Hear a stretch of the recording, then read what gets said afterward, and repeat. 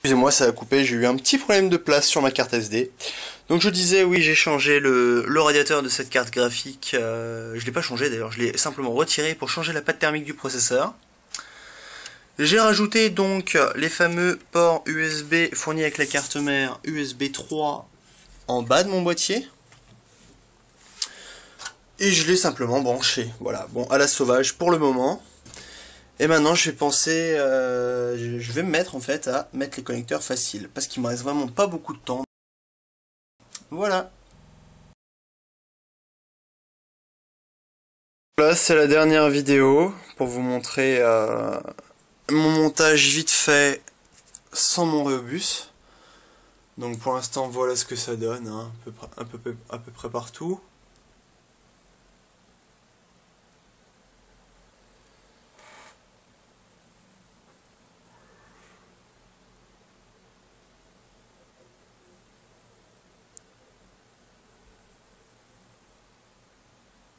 Voilà, les deux disques durs ici sont branchés en RAID. J'ai pris la décision de bloquer les câbles à l'arrière pour ces deux disques là, qui ne puissent pas sortir, donc je ne peux pas aller plus loin que ça. C'est fait exprès, pour pas faire l'erreur de les sortir. Je sais pas si je vous avais présenté ce boîtier ou pas. On avait un premier cache là. Normalement on a un énorme cache à ce niveau là, qui se trouve ici. Je vais vous montrer. Normalement, on va le caler à peu près comme ça. Il va falloir le fixer. L'intérêt étant un meilleur cooling au niveau de la ventilation, une meilleure aération, meilleur refroidissement.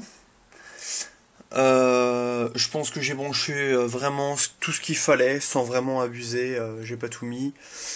Quand j'aurai installé le Rhéobus en dessous du graveur à ce niveau-là, avec les super fixations faciles de Cooler Master, c'est vrai que je vais gagner énormément de place au niveau des câbles. C'est un peu brouillon les câbles comme vous pouvez le voir.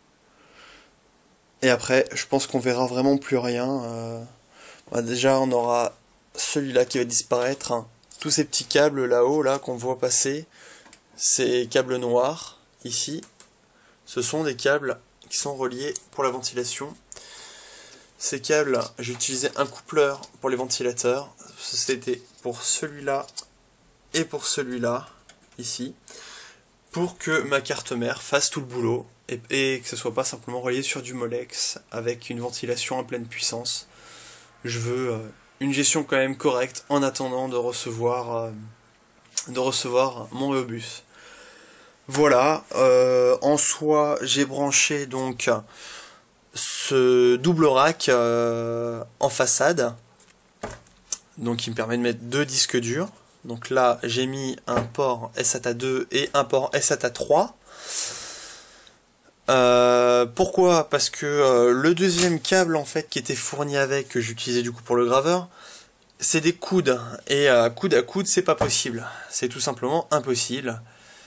Et ensuite au niveau de la carte mère, bah, c'est pas possible de mettre un coude, il n'y a pas la place quoi, hein, on risquerait de tout arracher.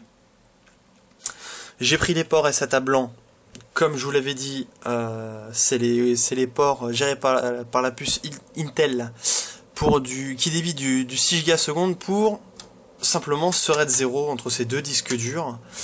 C'était des Western Digital Blue Edition. Et on fera, je pense, un size block de 64 sur le RAID 0, histoire de gagner vraiment une fluidité super. On verra bien ce que ça donnera. J'ai rajouté le graveur sur les ports SATA 2. De toute façon, c'est un graveur. Et simplement le port eSATA qui est en façade sur un port SATA 2. À l'arrière, je vous rappelle qu'on a... Oui, bon, ça je vous expliquerai après. Je vous l'ai branché là en bas. À l'arrière, on a simplement le port eSATA 3 et le 2. Il y a tout qui est branché. Donc là, comme je vous avais dit, c'était le port optique et le port coaxial. Pour le son, bien sûr.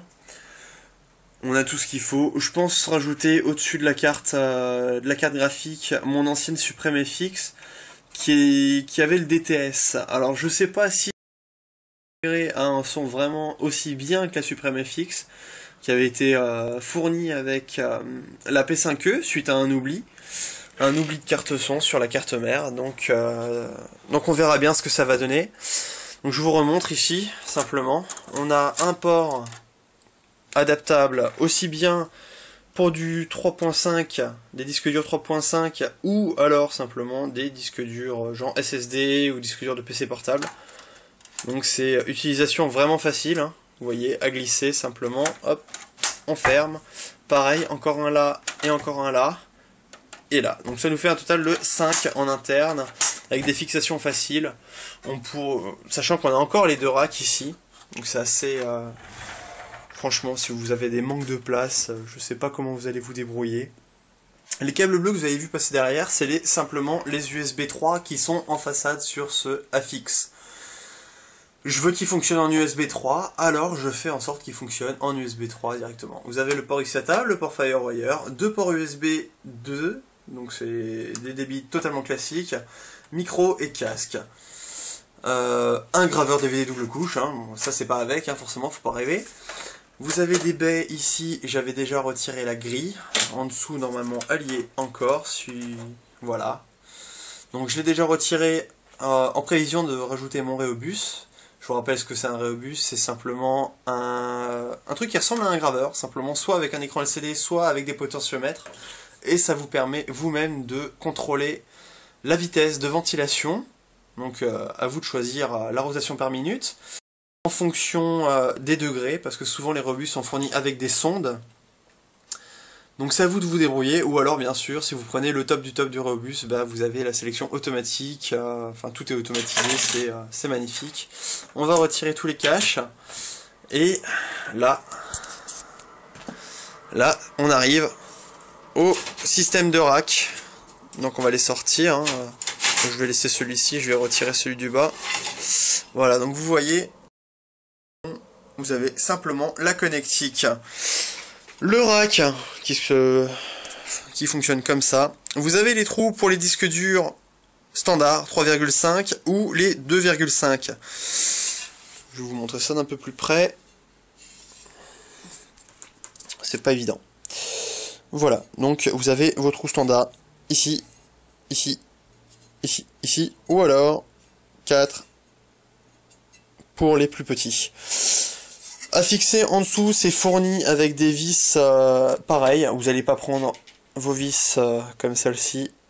Vous allez vous casser les doigts. On va un peu améliorer la qualité. C'est de la vis tout à fait standard. Eh ben non, vous n'allez pas prendre ça. Vous allez utiliser ça. C'est quand même vachement plus facile de fixer un disque dur avec ça. Pas besoin de mettre les 4 à chaque fois. Vous en mettez comme moi.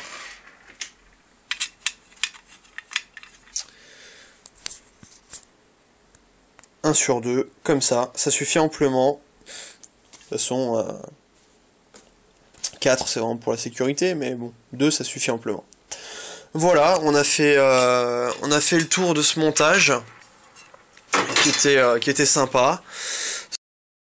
Beaucoup à offrir, notamment pour les gros malades du ménage. Vous voyez là, il y a un cache, il suffit de le déboîter. Hop, vous avez accès à votre méga ventilateur, mais surtout... se cache à l'intérieur, il vous cache, c'est une espèce de moustiquaire en fait. Sauf que bah, c'est pas pour les moustiques, c'est pour la poussière. C'est très très pratique. Vous avez juste à le déboîter, à passer un petit coup d'aspi, ou alors de l'air sous pression pour dégager la poussière. Vous avez la même chose sur tous les accès ventilateurs, y compris sur la porte, hein. On va vous montrer ça.